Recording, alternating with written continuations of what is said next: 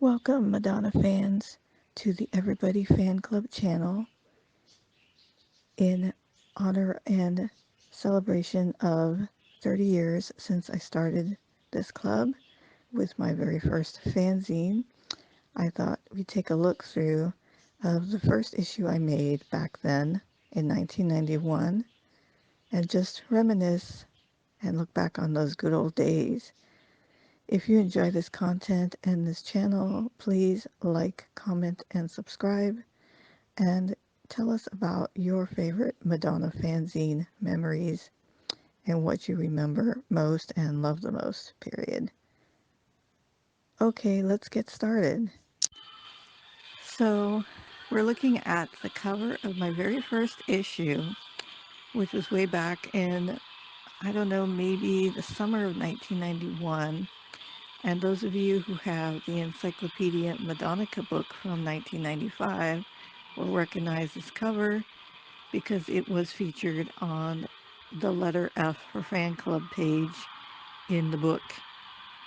So I don't really remember what my thought process was for the cover, except that that was like the last big event, one of the last big events. There was several. There was the video and there was the movie Truth or Dare and the Oscars. And I went with this cover. Um, we can see that I was giving it away. It was free, which would come later to kind of be challenging for me when I got published. Didn't really think of that at the time, but I love the cover. I love it's very pretty much Madonna at that time and very eye-catching, and I was very excited to have it, very honored to have it published in Encyclopedia Madonnica, Matthew Rettman's book, his first edition, with this cover. This next page, or the first page, was probably the first Spotlights on You I ever had, obviously. I don't think I called it that. I got that idea from basically when she did the Don't Bungle the Jungle benefit, and she said on stage, "Spotlights on me now." So I thought that was cute, and I started using it in my introductions, but I don't think that's here. It's just me introducing myself, who I am, where I'm from, and a picture of me. This picture was taken that summer going to college, getting registered, so it was basically around that time. And you can see on the right hand side it's blank because I made these first issues on a copy machine at a drugstore, and the drugstore didn't have double-sided copies. So when someone would request one of my fanzines, I had to write, the blank page was where I would handwrite the content that I had planned for that issue. So definitely DIY more than any other time in my club zine history, but really cool to look back on. So this takes us to the second page, and I love this. This is taking me back to another DIY thing I used to do, which was take pictures off the television whenever Madonna videos came or anything Madonna came on.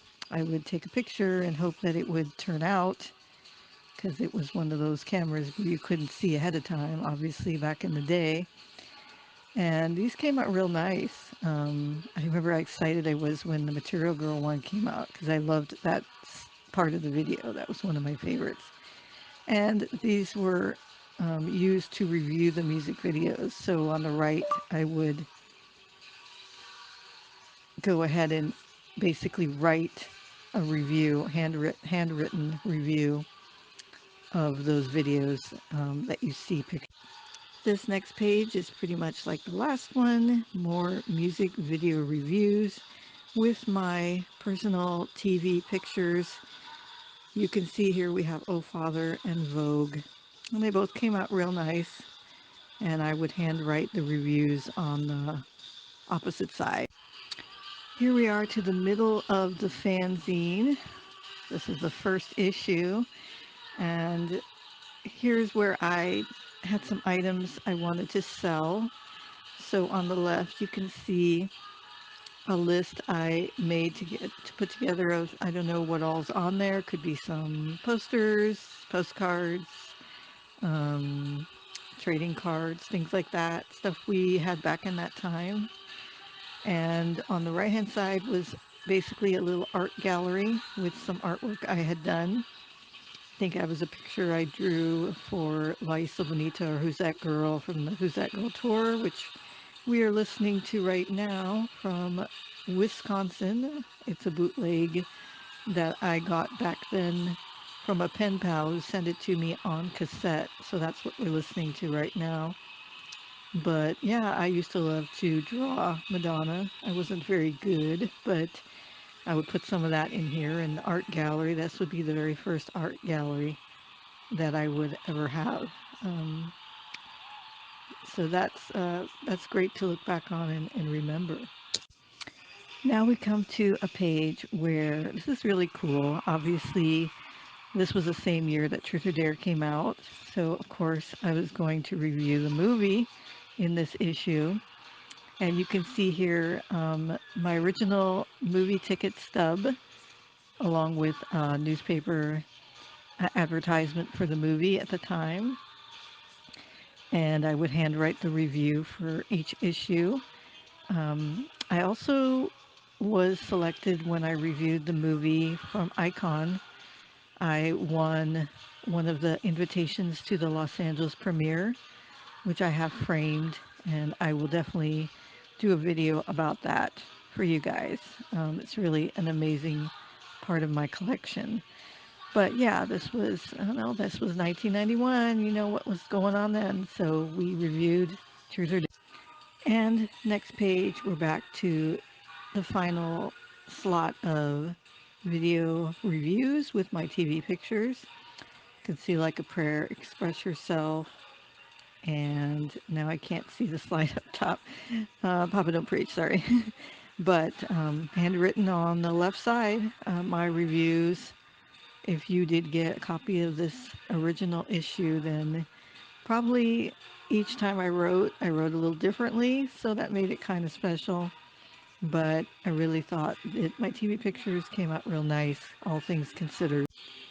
Okay, we've come to almost the end of the first issue, and then this last part was really the very first fan of the month, or I don't know what it called it here. I think it was fan of the issue, and it's actually me. I was the first, and that's a picture of my collection, some of my collection back then. I had it in a closet, and that was a shelf on there with some postcards, buttons, etc. And I just talked about my collection and why I'm a fan. I don't remember what I wrote on the left. So that, that's the mystery of handwriting half of your issue. But yeah, that's when it all started. A lot of the things you see if you're in my Facebook group today, or was a part of my club later on when you saw those sections, they kind of started here back in 1991. And we have arrived to the final page of the first issue of Everybody Fanzine. I always like to put something interesting, like an interesting photo, out and about. My friend at the time, Michael Reeves, would also be downtown looking for interesting storefronts or just signs, billboards, anything. And this one was actually one I found on a trip to California, San Francisco waterfront. They had this little standee of Madonna to take a picture with, so I got a photo of it, and it was my very first back issue photo. And that is the first issue. I still have this, although I don't know exactly what I wrote on the right hand side or left hand side of the blank pages. I'm happy to make copies of what is there if anyone's interested, to get in touch with me about that. We also have a Facebook group currently, Madonna Everybody Fan Club. If you're on Facebook, you can check it out. and we're working on lots of different ways to be more involved. Thank you again so much for joining me on this look through of the very first issue of Everybody, celebrating 30 years since I first started working on this fanzine and club. And I'm so thankful to everyone who's been a part of this journey, as well as everyone that's currently involved in the Facebook group. We have great admins over there, and we look forward to bringing more great content here to this channel. So please like, comment, and subscribe. Tell me what you liked about this issue or some of your own Madonna fanzine or zine memories. Tell us what you like, what you remember, and what you miss. And thank you again. Have a great day.